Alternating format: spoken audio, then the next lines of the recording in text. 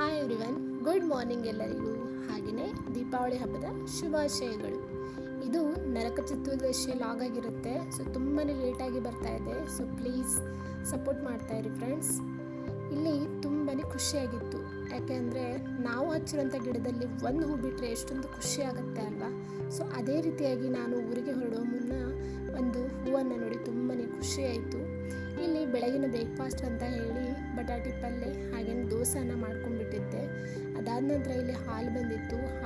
ದೀಪಾವಳಿ ಹಬ್ಬ ಬಂದರೆ ಮನೆಯಲ್ಲಿ ತುಂಬ ಕೆಲಸ ಇರುತ್ತೆ. ಸ್ವಚ್ಛತೆ ಮಾಡೋದು, ಪೂಜೆ ಮಾಡೋದು, ಹಾಗೆಯೇ ಲಕ್ಷ್ಮೀ ಪೂಜೆ ಅಂತೂ ಇದ್ದರೆ ಹಬ್ಬಬ್ಬ ಕೆಲಸನೇ ಕೆಲಸ.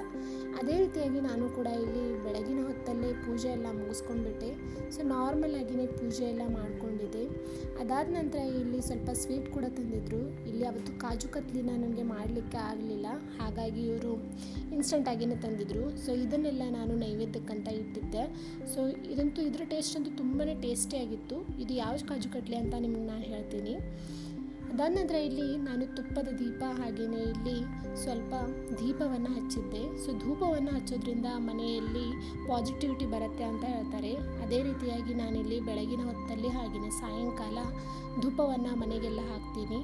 ಸೊ ಈ ರೀತಿಯಾಗಿ ಬೆಳಗ್ಗೆ ಹಾಗೆ ಸಂಜೆ ಧೂಪವನ್ನು ಹಾಕೋದ್ರಿಂದ ಮನೆಯೂ ಕೂಡ ಪಾಸಿಟಿವಿಟಿ ಆಗಿರುತ್ತೆ, ನಮ್ಮ ಮೈಂಡ್ ಕೂಡ ಪಾಸಿಟಿವಿಟಿಯಿಂದ ಕೂಡಿರುತ್ತೆ.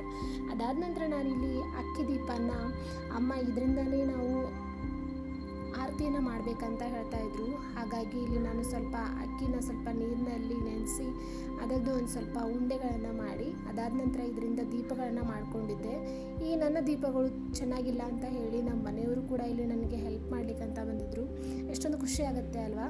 ಸೊ ಹಬ್ಬಗಳು ಇರುವಾಗ ಮನೆಯಲ್ಲಿರೋರು ಎಲ್ಲರೂ ಕೂಡ ಸಪೋರ್ಟ್ ಮಾಡ್ತಾ ಇದ್ದರೆ ನಮ್ಮ ಕೆಲಸನೂ ಕೂಡ ಬೇಗ ಆಗಿಬಿಡತ್ತೆ, ಹಾಗೆಯೇ ಹಬ್ಬಕ್ಕೂ ಒಂದು ಕಳೆ ಅಂತ ಬಂದುಬಿಡತ್ತೆ. ಸೊ ಇದರಲ್ಲಿ ನಾನು ಲಕ್ಕಿ ಅಂತಲೇ ಹೇಳ್ಬೋದು. ಸೊ ಎಲ್ಲದರಲ್ಲಿಯೂ ಇವ್ರು ಹೆಲ್ಪ್ ಮಾಡ್ತಾನೆ ಇರ್ತಾರೆ. ಅದಾದ ನಂತರ ಹಾಗೆಯೇ ಸ್ವಲ್ಪ ಆರತಿ ತಟ್ಟೆಗೆ ಸ್ವಲ್ಪ ಡೆಕೋರೇಟನ್ನು ಮಾಡ್ಕೊಂಡಿದ್ದೆ. ಹೂಗಳಿಂದ 2 ಹೂಗಳಿಂದ ಡೆಕೋರೇಟನ್ನು ಮಾಡ್ಕೊಂಡು ಈ ನರಕ ಚತುರ್ದಶಿಗೆ ತನ್ನದೇ ಆದಂತಹ ಒಂದು ಹಿನ್ನೆಲೆ ಇದೆ. ಇಲ್ಲಿ ಶ್ರೀರಾಮನು ರಾವಣನ ಸಂಹಾರವನ್ನು ಮಾಡಿ ಬಂದಾಗ ಇಲ್ಲಿ ಅಯೋಧ್ಯೆಯಲ್ಲಿ ದೀಪಗಳಿಂದ ಅಲಂಕಾರವನ್ನು ಮಾಡಿ ದೀಪಗಳಿಂದಲೇ ಅಯೋಧ್ಯೆಯನ್ನು ಅಲಂಕರಿಸಿದ್ದರು. ಇದರಿಂದನೇ ದೀಪವನ್ನು ಬೆಳಗಿದ್ದರು. ಆದ್ದರಿಂದನೇ ನಾವು ಈ ನರಕ ಚತುರ್ದಶಿಗೆ ನಮ್ಮ ಕತ್ತಲೆಯನ್ನು ಹೋಗಲಾಡಿಸಿ ನಮ್ಮ ಜೀವನದಲ್ಲಿ ಬೆಳಕನ್ನು ಕೊಡು ದೇವರೇ ಅಂತ ಹೇಳಿ ನಾವು ಆರತಿಯನ್ನು ಮಾಡ್ತೀವಿ. ಅದೇ ರೀತಿಯಾಗಿ ನಮ್ಮ ಇಲ್ಲಿ ದೊಡ್ಡವರಿಗೆ ಆಗಲಿ ಹಾಗೆಯೇ ಯಜಮಾನರಿಗೆ ಹಾಗೆ ಮಕ್ಕಳಿಗೆ ಇಲ್ಲಿ ಆರತಿ ಮಾಡುವಂತಹ ಒಂದು ಪದ್ಧತಿ ಇದೆ. ಸೊ ಈ ಪದ್ಧತಿ ಹಿಂದಿನ ಕಾಲದಿಂದ ನಡೆದು ಬಂದು ಇವತ್ತಿನವರೆಗೂ ಈ ಪದ್ಧತಿ ಹೀಗೆ ಉಳಿದಿದೆ. ಸೊ ನೀವೆಲ್ಲರೂ ಕೂಡ ದೀಪಾವಳಿಯಲ್ಲಿ ಈ ರೀತಿಯಾಗಿ ಅಕ್ಕಿಯಿಂದ ಮಾಡಿದ ದೀಪಗಳಿಂದ ದೀಪವನ್ನು ಬೆಳಗಿಸಿ ಆರತಿಯನ್ನು ಮಾಡ್ತೀರಾ ಅಂತ ಕಮೆಂಟ್ ಮಾಡಿ ಹೇಳಿ. ಅದಾದ ನಂತರ ಇಲ್ಲಿ ದೀಪಾವಳಿ ಅಂತ ಅಂದರೆ ತುಂಬ ಥರದ ಸಿಹಿ ತಿನಿಸುಗಳನ್ನು ಮಾಡ್ತಾ ಇರ್ತೀವಿ. ಇನ್ನು ದೀಪಗಳ ಹಬ್ಬ ಅಂತ ಅಂದರೆ ದೀಪಾವಳಿ. ಸೊ ಈ ದೀಪಾವಳಿಯಲ್ಲಿ ನಾವು ದೀಪಗಳನ್ನು ಹಚ್ತಾ ಇರ್ತೀವಿ.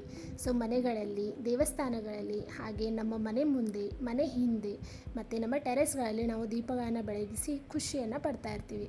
ಸೊ ಇದೇ ರೀತಿಯಾಗಿ ನಾವು ಕೂಡ ಇಲ್ಲಿ ದೀಪಗಳನ್ನೆಲ್ಲ ಬೆಳಗಿಸಿ ದೀಪಾವಳಿ ಹಬ್ಬವನ್ನು ಆಚರಿಸಿದ್ವಿ. ಅದೇ ರಾತ್ರಿ ನಾವು ಊರಿಗೆ ಹೊರಡಬೇಕಾಗಿತ್ತು. ಹಾಗಾಗಿ ಇಲ್ಲಿ ನಮ್ಮ ಬಸ್ ಟೈಮಿಂಗಿತ್ತು 10 ಗಂಟೆ. ಸೊ ನಾವಿಲ್ಲಿ ಹೊರಟ್ವಿ. ಸೊ ನೋಡಿ ದೀಪಾವಳಿ ಹಬ್ಬವನ್ನು ಯಾವ ರೀತಿಯಾಗಿ ಪುಣೆಯಲ್ಲಿ ಆಚರಿಸ್ತಾ ಇದ್ದಾರೆ ಅಂತ ಹೇಳಿ.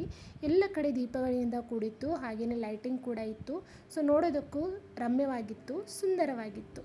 ಈ ರೀತಿಯಾಗಿ ನಾವು ಬರುವಾಗ ಇಲ್ಲಿ ದೀಪಾವಳಿಗೆ ಅಂತ ಹೇಳಿನೇ ಸೊ ಚಿಕ್ಕ ಮಕ್ಕಳಿಗೆ ಆಡುವಂಥ ಒಂದು ಕೆಲವೊಂದು ವಸ್ತುಗಳು ಕೂಡ ಬಂದಿದ್ದು. ಸೊ ಇದನ್ನೆಲ್ಲ ನೋಡಿಬಿಟ್ಟು ನಾವು ಹಬ್ಬಗಳು ಇದ್ದಿದ್ದರಿಂದ ಎಲ್ಲ ಖಾಸಗಿ ಬಸ್ಗಳಿಗೆ ತುಂಬಾ ಬೆಲೆ ಇತ್ತು. ಸೊ ಈ ಬಸ್ಸಿಗೆ ನಮಗೆ ಸ್ವಲ್ಪ ಕಡಿಮೆ ಬೆಲೆ ಅಂತಲೇ ಹೇಳ್ಬೋದು. So 700 around. ಸೊ ಈ ಬಸ್ಸಿಂದಲೇ ನಾವು ಟ್ರಾವೆಲನ್ನು ಮಾಡಿದ್ದು. ತುಂಬಾ ಚೆನ್ನಾಗಿತ್ತು ಎಕ್ಸ್ಪೀರಿಯನ್ಸ್ ಈ ಬಸ್ನಲ್ಲಿ. ನಾನು ಬಸ್ಸಿಂದಲೇ ಪ್ರವಾಸ ಮಾಡ್ತೀನಿ, ಆದರೆ ಈ ಕೇದಾರ್ ಟ್ರಾವೆಲ್ಸ್ನಲ್ಲಿ ಒಂಥರ ಬೇರೆ ಎಕ್ಸ್ಪೀರಿಯೆನ್ಸೇ ಆಗಿತ್ತು. ಯಾಕೆಂದರೆ ಬಸ್ ಕೂಡ ನ್ಯೂ ಆಗಿತ್ತು. ಮತ್ತು ನೋಡಿ ಮಲಗೋದಕ್ಕೆ ಆಗಲಿ ಹಾಗೆಯೇ ಇಲ್ಲಿ ಆ ಒಂದು ಸ್ವಚ್ಛತೆ ಆಗಲಿ ತುಂಬಾ ಚೆನ್ನಾಗಿತ್ತು. ಸೊ ಇದರಲ್ಲಿ ನಮಗೆ ತುಂಬಾ ಚೆನ್ನಾದಂಥ ಹಾಸಿಗೆ ಆಗಿರ್ಬೋದು, ಹಾಗೆಯೇ ನಮಗೆ ಕುಡಿಲಿಕ್ಕೆ ವಾಟರ್ ಬಾಟಲ್ ಆಗಿರ್ಬೋದು. ಸೊ ಇದನ್ನು ಕೂಡ ಇವರು ಕೊಟ್ಟಿದ್ದರು ಇಲ್ಲಿ. ಮತ್ತು ಇಲ್ಲಿ ನಾನು ಹೇಳಬೇಕಪ್ಪ ಅಂತ ಅಂದರೆ ಬಸ್ ಕೂಡ ತುಂಬಾ ಚೆನ್ನಾಗಿತ್ತು. ಮತ್ತು ನೋಡಿ ಇಲ್ಲಿ ಡಬಲ್ ಸೀಟ್ ಆಗಲಿ ಹಾಗೆಯೇ ಸಿಂಗಲ್ ಸೀಟ್ ಆಗಲಿ ಎಲ್ಲರಿಗೂ ಒಂದೇ ಥರವಾದಂತಹ ಒಂದು ಸೀಟ್ ಅರೇಂಜ್ಮೆಂಟನ್ನು ಇವರು ಮಾಡಿಕೊಟ್ಟಿದ್ರು. ಮತ್ತು ಇಲ್ಲಿ ಫೋನ್ಗಳನ್ನು ಇಡಲಿಕ್ಕೂ ಕೂಡ ಇಲ್ಲಿ ಪ್ಲೇಸ್ ಇತ್ತು. ಸೊ ನಾವೆಲ್ಲ ತುಂಬ ಬಸ್ಗಳನ್ನು ಬುಕ್ ಮಾಡ್ತಾನೆ ಇರ್ತೀವಿ, ಆದರೆ ಈ ಕೇದಾರ್ ಟ್ರಾವೆಲ್ ಇಲ್ಲಿ ಲೈಟಿಂಗ್ ಕೂಡ ಅವರು ಕೊಟ್ಟಿದ್ದರು. ಸೊ ಇದು ಕೂಡ ತುಂಬಾ ನೋಡಲಿಕ್ಕೂ ಕೂಡ ಸುಂದರವಾಗಿತ್ತು. ಅದಕ್ಕಾಗಿ ನಾನು ನಿಮಗೆ ಈ ಒಂದು ಬಸ್ಸಿನ ಎಕ್ಸ್ಪ್ಲೋರನ್ನು ಮಾಡ್ತಾ ಇದ್ದೀನಿ. ಸೊ ನೀವೆಲ್ಲ ಏನಾದರೂ ಖಾಸಗಿ ಬಸ್ಗಳನ್ನು ಬುಕ್ ಮಾಡಬೇಕಂತ ಅಂದರೆ ಕೇದಾರ್ ಟ್ರಾವೆಲ್ಸನ್ನು ಬುಕ್ ಮಾಡಿ. ಸೊ ಇವರ ಒಂದು ಫೆಸಿಲಿಟಿ ತುಂಬಾ ಚೆನ್ನಾಗಿದೆ ಅಂತ ಹೇಳಲಿಕ್ಕೆ ಇಷ್ಟಪಡ್ತೀನಿ. ನಡುವೆ ಒಂದು ಸಾರಿ ಊಟಕ್ಕಂತ ಕೂಡ ಇವರು ಇಳಿಸಿದ್ರು, ಆದರೆ ನಾವೇನಿಲ್ಲಿ ಊಟ ಏನು ಮಾಡಲಿಲ್ಲ. ಸೊ ನಾವು ಮನೆಯಿಂದಲೇ ಒಂದು ಡಬ್ಬಿಯನ್ನು ಕಟ್ಕೊಂಡು ಬಂದಿದ್ವಿ. ಸೊ ಅದನ್ನೇ ನಾವು ಊಟ ಎಲ್ಲ ಇಲ್ಲಿ ಮಾಡಿ ಮಲ್ಕೊಂಡ್ವಿ. ಅದಾದ ನಂತರ ಬೆಳಗ್ಗೆ ನಾವು ಇಲ್ಲಿ 7 ಗಂಟೆಗೆ ನಮ್ಮ ಊರಿಗೆ ತಲುಪಿದ್ವಿ. ಸೊ ಇಲ್ಲಿಂದ ನಿಮಗೆ ಮುಂದೆ ನಾವು ಯಾವ ಊರಿಗೆ ಹೋದ್ವಿ, ಹಾಗೆಯೇ ಅಲ್ಲಿ ಯಾವ ರೀತಿಯಾಗಿ ದೀಪಾವಳಿಯನ್ನು ಆಚರಿಸ್ತಾರೆ, ಹಳ್ಳಿಗಳಲ್ಲಿ ಆಚರಿಸುವಂಥ ದೀಪಾವಳಿ ಹಬ್ಬದ ವಿಶೇಷತೆಯೇ ಬೇರೆ ಆಗಿರುತ್ತೆ. ಹಳ್ಳಿಗಳಲ್ಲಿ ಆಚರಿಸುವ ದೀಪಾವಳಿ ಹಬ್ಬದ ವಿಶೇಷತೆ ಹಾಗೆ ಮಹತ್ವವನ್ನು ಮುಂದಿನ ವಿಡಿಯೋದಲ್ಲಿ ತಿಳ್ಕೊಳ್ಳೋಣ. ಅಲ್ಲಿವರೆಗೂ ಈ ವಿಡಿಯೋ ನಿಮಗೆ ಸ್ವಲ್ಪವಾದರೂ ಇಷ್ಟವಾದಲ್ಲಿ ಲೈಕ್, ಶೇರ್ ಹಾಗೆ ಕಮೆಂಟ್ ಮಾಡಿ, ಸಬ್ಸ್ಕ್ರೈಬ್ ಮಾಡಿ. ಬಾಯ್, ಟೇಕ್ ಕೇರ್.